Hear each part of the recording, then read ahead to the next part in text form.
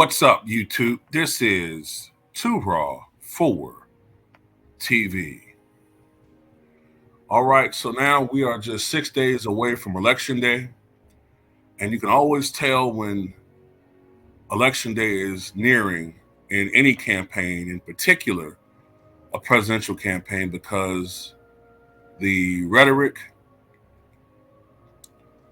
from the two opposing sides become more and more chaotic, and the ante is upped, and you know it's nasty on both sides. But in my opinion, the Republicans don't have a monopoly on the toxicity anymore. The toxicity in this election is the worst I've ever seen it. The hate on both sides is the worst I've ever seen it. But I have to admit, it's worse from the left than it is the right this time. That has never been the case when I was growing up. The Republicans were always the party of hate and gross toxicity, but really ratcheted up over the past 8 years, with Trump being the opponent. So now there's a new smear tactic that I'm seeing from the left, and that is they're bringing back up these rumors. They're bringing back up these rumors of an alleged affair between Tamron Hall and Donald Trump, right? I don't know if you guys have heard this before. I had never heard this before, honestly. But this is something that's not new, apparently. So, according to those who've been investigating the situation, I think back in 2010, Donald Trump began having at the time, I think it was platonical relationship with Tamron Hall. So apparently, back in 2010, Hall interviewed Trump on MSNBC to promote the new season of The Apprentice. A journalist named Alyssa Krinsky transcribed a portion of their exchange, saying Trump said, "Congratulations, Tamron. I hear you're getting a new show, and it's a biggie." Tamron Hall, who was a judge for Trump's Mr. Universe pageant the month before, laughed, saying, "Oh, I don't know about that." Trump said, "It's very impressive. You're the opposite of the people that are on The Apprentice. You're going up. So that's great. Congratulations." And so they exchanged pleasantries or whatever. Now, a lot of us know about the fact that it's improper for journalists to have relationships with subjects who they are going to, at least in faith, are going to be objective about. And knowing that Trump at that point was obviously a national figure on a grand scale, and in a couple of years, of course, he would run for president. But at that time, Trump was already engaged in the birther crap with Barack Obama. So what basically happened is a couple of things I want to touch on.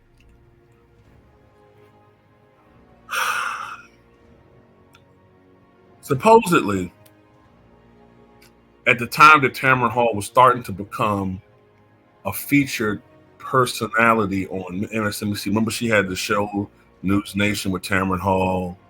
It was around that time period, 2010, 2014, she was on NBC, MSNBC. Supposedly at this time, she was having an affair with Trump, and supposedly she got knocked up. And at this time, Trump would have been in his mid to late 60s. She would have been in her early 40s. Okay, so she's still at the age where a woman can have a child. So apparently, what the proof, the only real proof that they have is that they knew each other to the point where she was calling him. because they have some emails that they was able to hack into whatever server that is where you can listen to emails. I'm not the greatest technical guy, but they were able to hack into that stuff, and they heard some of the emails she was leaving him, and they were nothing that would, that's a red flag as far as, or a smoking gun as far as proving they had a relationship, but they most definitely were intimate enough to the point where she was telling him certain things that you would tell someone they're very friendly with. Now, this, of course, causes a conflict of interest because Trump was in the news, and she reported on things that had to do with Donald Trump. And I guess people are looking to see whether or not she's being overly defensive of Trump, or maybe she's omitting things in her broadcast that was detrimental to Trump. I guess people are going to look for that type of stuff. Another thing I'm seeing is that they're talking as if it was almost like the worst kept secret in news, like as far as that world individual, they knew that she was having an affair. Supposedly, that was one of the reasons why she was knocked off. What was it? Was it NBC that got rid of her in exchange for Megyn Kelly back in 2017? Mostly because they were saying something to the effect of Megyn Kelly knew about this affair and she threatened to go public. It was a power move or something like that. And people, I guess pretty much people are trying to use this as a weapon to say, oh, Trump is a hypocrite. He professes to be anti, A word, but then he makes this black woman have an A word. So he's a hypocrite and he had an affair. Look, this is my take on this. If this is true and they had an affair, right? I don't give a fuck. I don't care. First of all, let's stop acting like we hold candidates to this high moral ground. You know what I'm saying? Let's stop acting like we, when I say we, I mean, people who aren't Trump supporters. Because I keep trying to tell people I'm not a Trump supporter. But by definition, by the actions of the Democratic Party, I've become a little bit of, if you want to call it, a Trump sympathizer. To a degree, I've become that because I don't like the tactics that are going on with the Democratic Party. You know what I'm saying?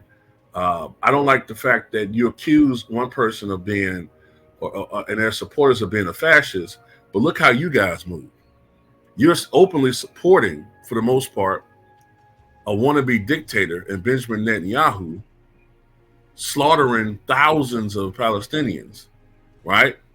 No matter what they do, you always are lock in step with them, no matter what atrocities they commit over there.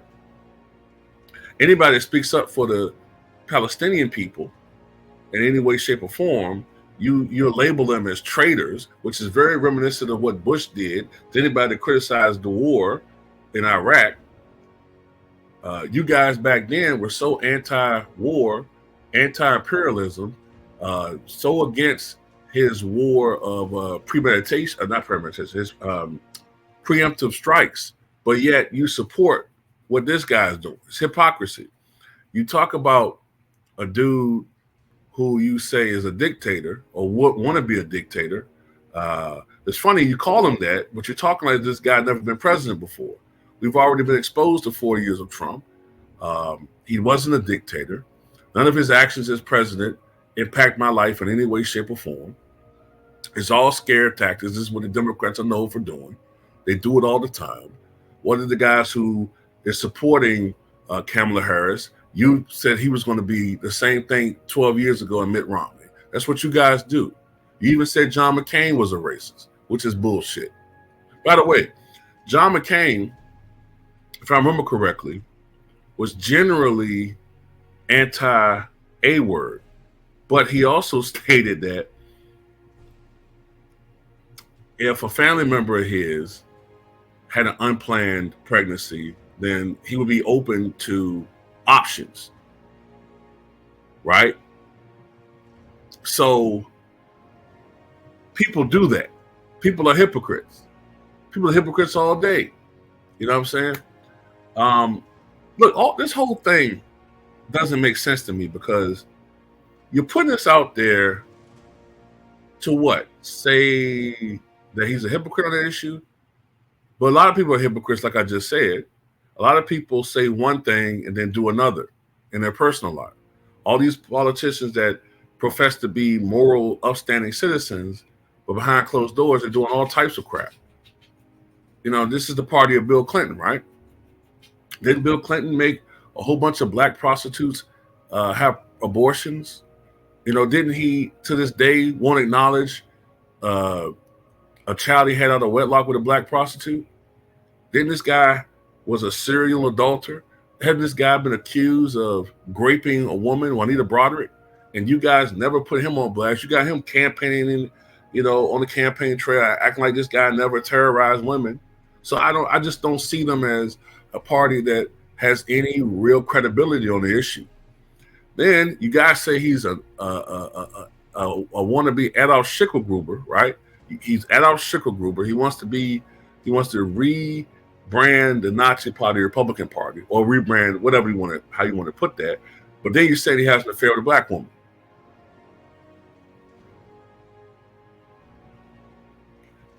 Then another thing, the left feels like it's okay to investigate this man's sexual past and to bring up things and to shame him. But if me or anybody else even attempt to discuss Kamala Harris's past history when it comes to sexual exploits, we're called misogynists. So there's all these special, you know, privileges she gets. She don't have to have any votes cast for her. People just put her in place. If you say anything about how you have your reservations or objections about supporting her, you're branded a misogynist completely. You know, look, at the end of the day, is this true? Possibly. I mean, if you look at Tamron Hall's, if you look at her background, you know, she likes a certain type of man. You know what I'm saying? She likes a man that looked like a Donald Trump. She dated, I believe, Lawrence O'Donnell, who is on MSNBC. She seems to go after men who have status and power. So yeah, I believe it. And that's Trump's MO. He likes beautiful women. There's always been rumors that Trump loves black women, you know. So I don't get what the significance of this situation is. But this is something you might start seeing trending. I guess they're trying to say his character is all fucked up, but you know, like I said before, we already had a president, Bill Clinton, who their motto was, even though he might have character flaws or character failings, he might not be a good moral man, but he's a good president.